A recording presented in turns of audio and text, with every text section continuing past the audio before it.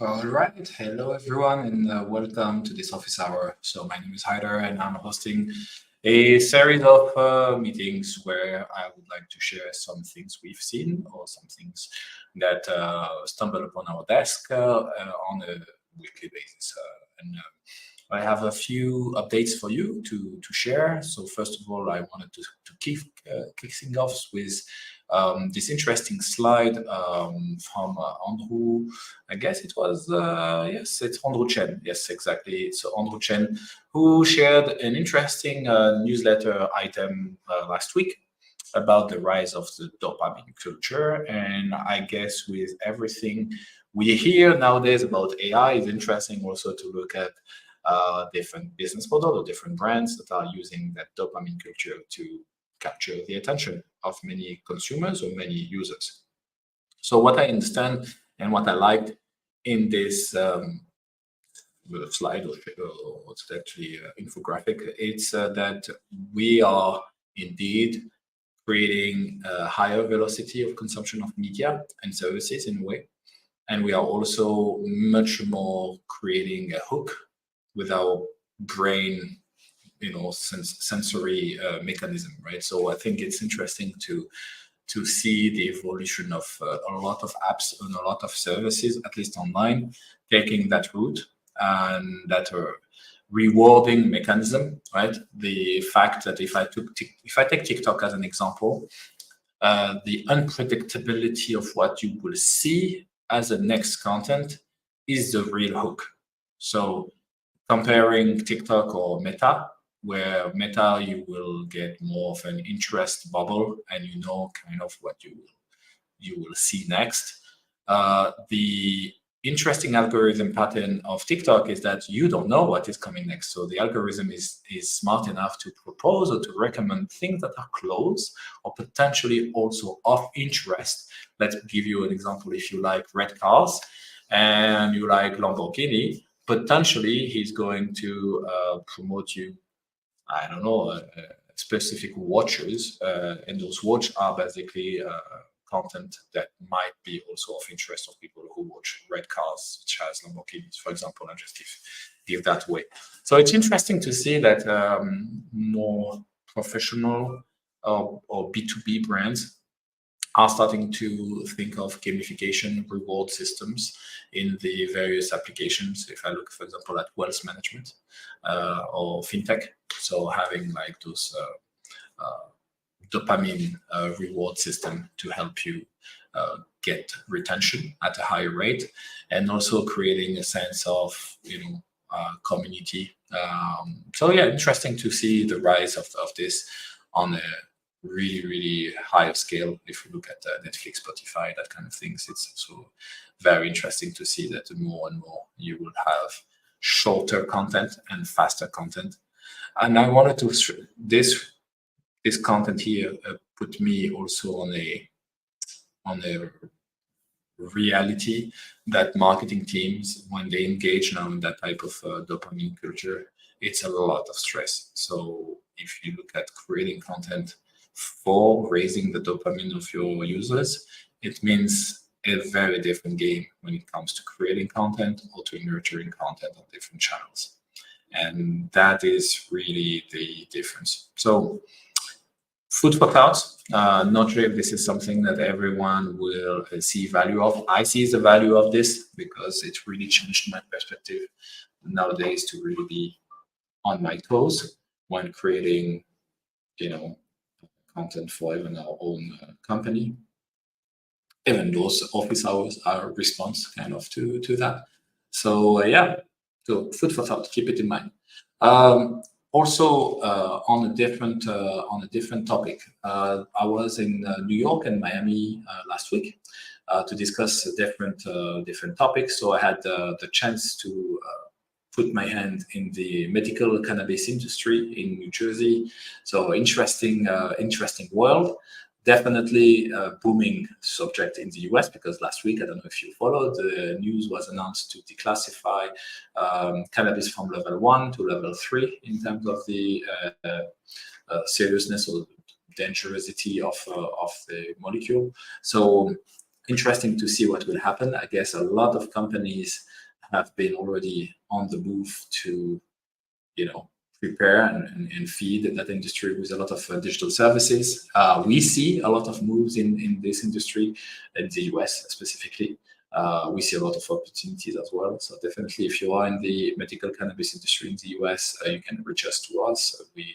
We see a lot of different moves going towards more stabilization of that regulated industry. Definitely. We also participated to the innovation days of a company, a friend of ours called Customer Times. We went to Miami to participate to their 2 days, I would call it workshop or exploration days, with different B2B companies and B2C companies, talking about how AI can really become a reality.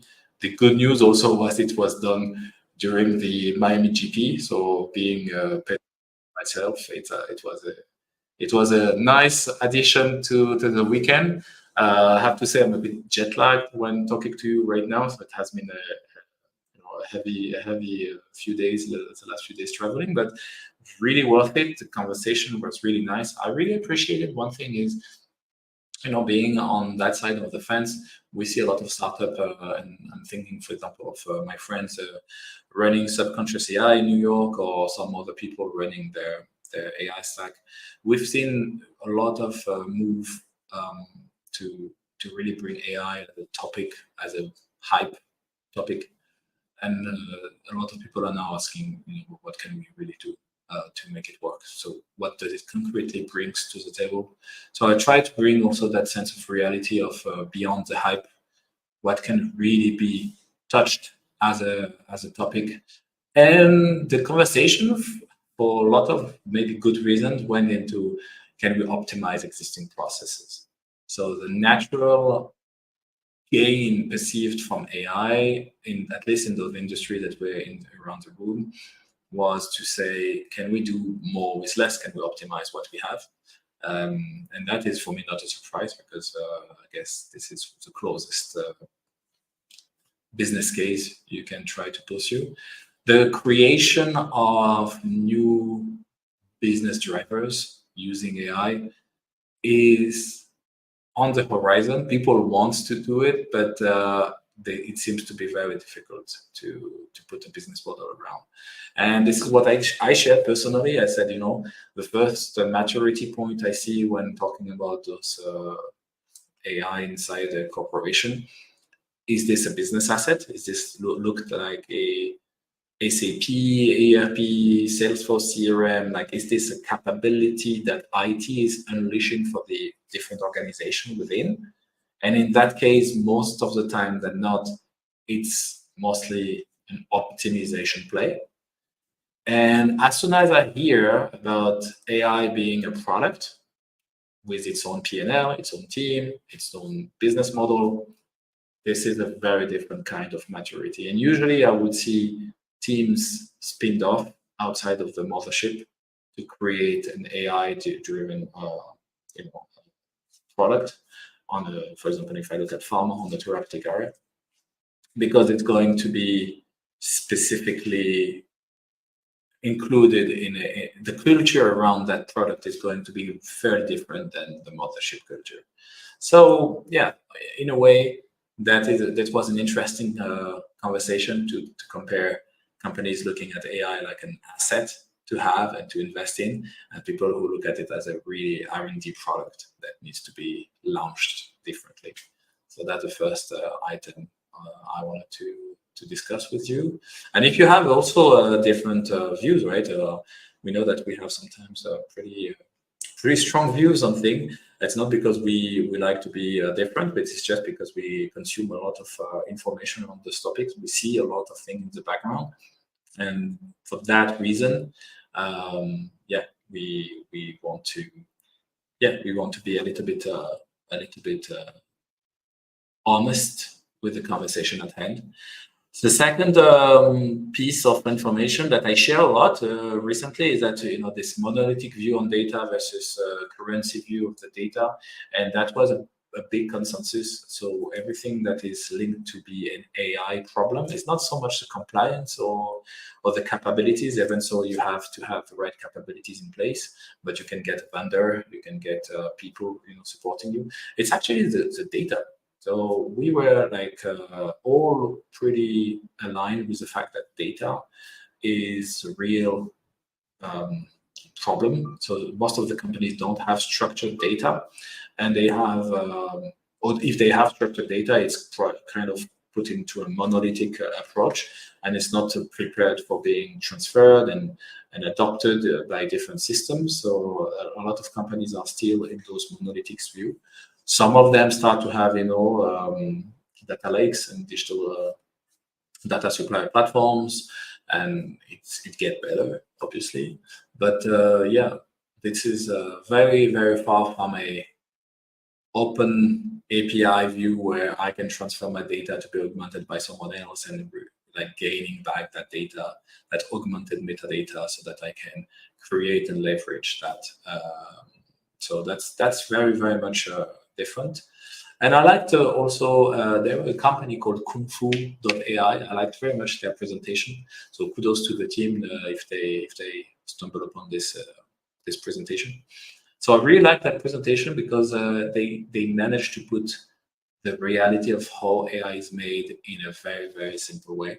So they came back on the difference between AI and the word deep learning versus machine learning, and just putting definitions in the most simple way.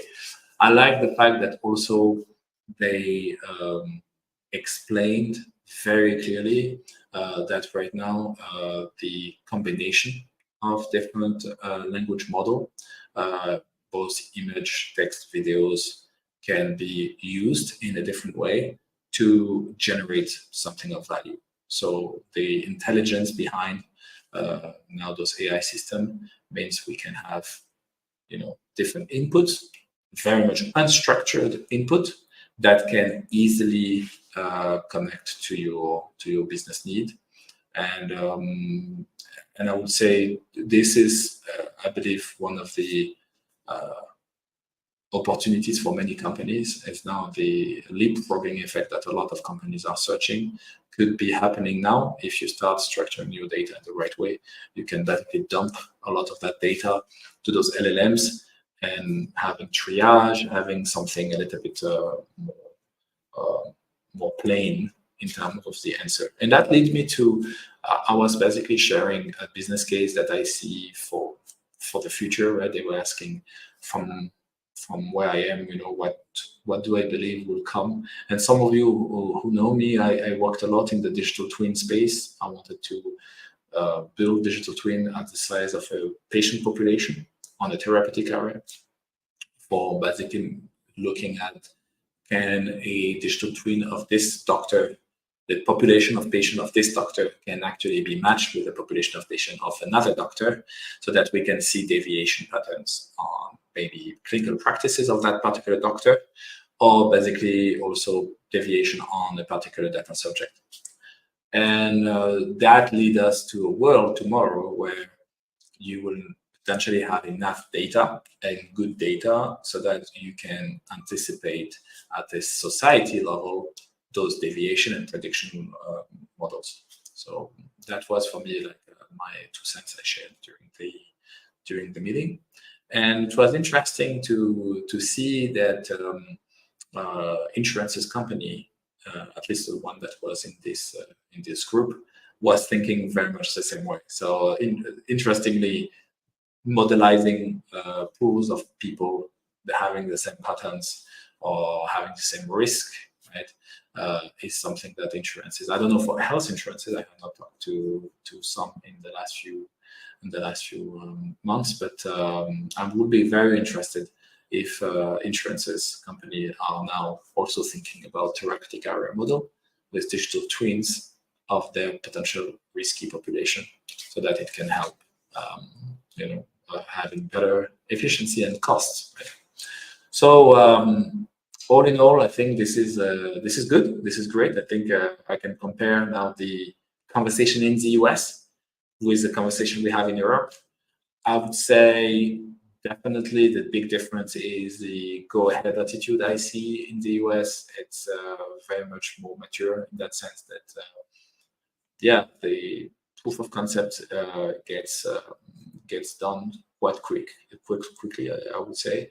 But yeah, the quality of the conversation in Europe is as much as what you can find there. I will be in the Silicon Valley in a few weeks' time, so I will be also taking that conversation differently. I will take this discussion around the intelligent automation. So how can we intelligently automate some existing business processes, and can those new emerging technology and channels can have an impact on observability, on predictability, efficiency, that kind of thing. So in a way, it's a good way to go very far, very broad, very consumer-ish on the conversation with those AI models, and this can change the reality of people on a day-to-day basis. But also, what I really want to see, because I didn't look at that topic for a few times, is factories. Right, when you are in a factory model, you have control of your data because it's a structured environment. Where are the level of automation there? Because I guess the subject has been around for 15 years, and I guess digital twins in factory have evolved and created quite a new paradigm for company producing. And then also, when we came back to the conversation of what good looks like, how can we have really a feel we passed a moment of truth, right? I gave the example again. Maybe you heard that last time when we were discussing this with different people. I gave the example of Tesla using basically AI to make people drive in autonomous car. That is a perfect example of when you see those autonomous vehicles, you look at them and say, "Wow, I'm really into a different world," right?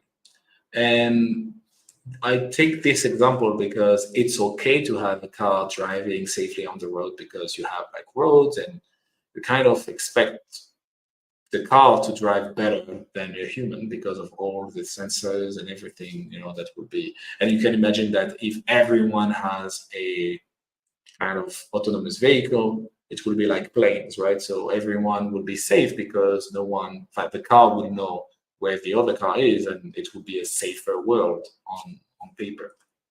But what if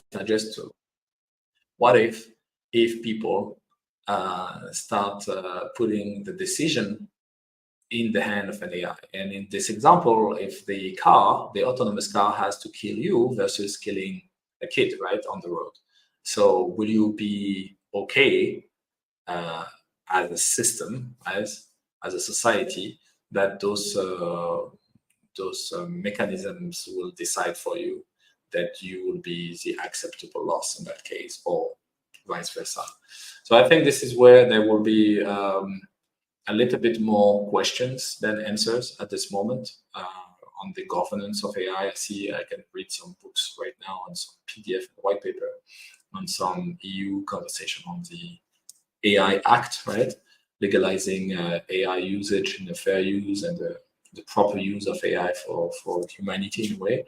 But I think the reality is that when those assistants will not only help chew data for better insights, in a way they will also influence the decision of the person, right? And I think this is where it starts to be a little bit more complex, because when I got some heat last week on Threads speaking about that, it was if you want, you can just follow me on Thread and you will see the conversation. So I started to comment on the TechCrunch post, and I was basically trying to say, this whole AI burst, this whole AI hype, it's always going to be connected to how much people are going to respond to that as a change of behavior. Right now, people are using it more as a gimmick, and they try, and this is fun. But then scaling that in an organization, I see the limit. And I said to that crowd of, I guess, geeky geeky AI aficionados, I said, you know what, let's, it's usually bounded to which generation is going to look at that as a go-to, because it makes sense. And I see that right now with the brands, right? Some people discover brands only through social media, nothing else. So it would have been crazy to think that 15 years ago. But right now, if you're not existing on social media, it's kind of a really damage for your brand. So I guess in 15 years from now, 20 years from now, my kids are going to not question if an algorithm is going to predict or to give them the next best action, to say, you should give, if you're a doctor in 20 years and the hospital gives you in the hand an app to help you treat your patients, and if you're going to see, okay, best standard of care is this, a lot of people would be able to override that decision, but a lot of them are going to go with the flow because, politically, it's going to be the safe choice, right?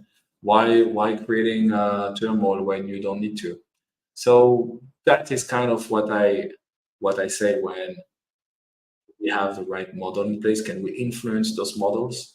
I guess we are going to also find out that we can influence those models with other models.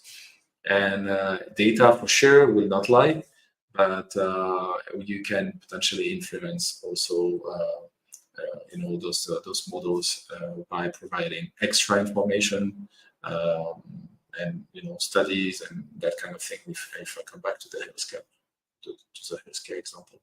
So all in all, I'm not negative about AI, or in the opposite. I think people sometimes take me for like the negative voice or the devil advocate in the room. I'm just trying to make it real, because I was trained to make it real. I was actually pushed to also answer the question, what's in it for me? What's in it for the business? And I'm very, very scared, or not scared, but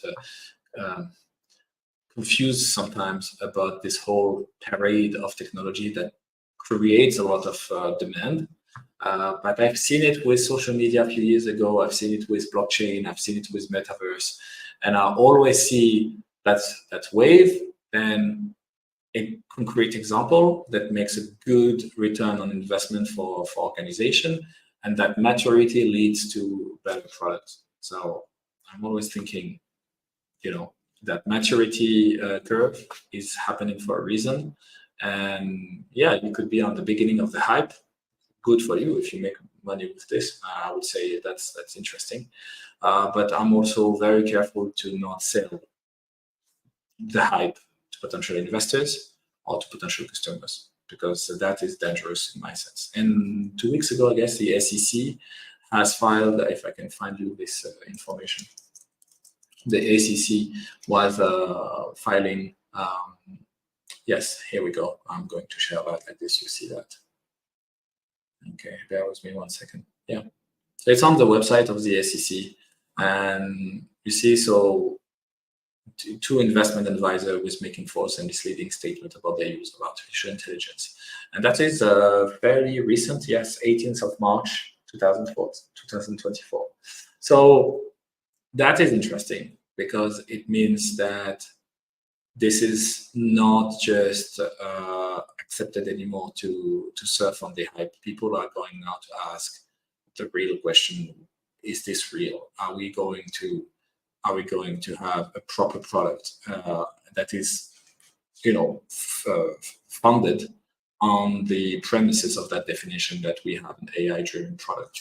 And most of the time, AI stays. I will say, if you see AI on a slide, it starts the wrong way. So you should basically ask yourself, do you have a proper machine learning, deep learning, ecosystem of technologies there?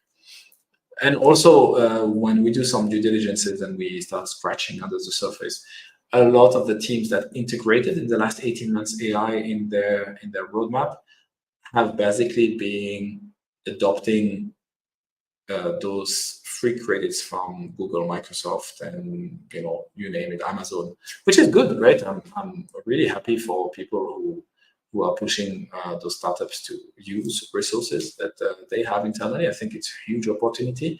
But also, when we receive decks and we see like, yeah, we have we have this product that is AI driven, and we worked hard to put it. And at the end of the day, you find out that this was kind of a joint venture in a way between Amazon engineers and the AI startups. And I'm not making a false claim, right? I'm just saying that it happens, and this is a good news, right? When those AI project gets out of the oven and they were supported by great technology behind, I will advise also the startup who do that to be just transparent. And I think it's okay.